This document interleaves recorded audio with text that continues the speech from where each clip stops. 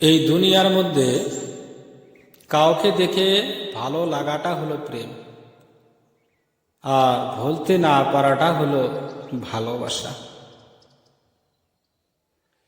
মানুষের দাম বাড়ে যায় কখন জানেন?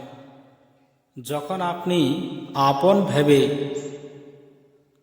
তাকে মনের মধ্যে নিয়ে নেবেন, তারপরে সে এমন ভাব দিবে নাগে জেনে তার কাছে আপনার কোনো মূল্য নেই। এটাই বাস্তব। এই জন্য এইরকম বন্ধু বান্ধব থাকিয়ে সব সময় দূরে রাখবেন, যে যার কাছে গেলে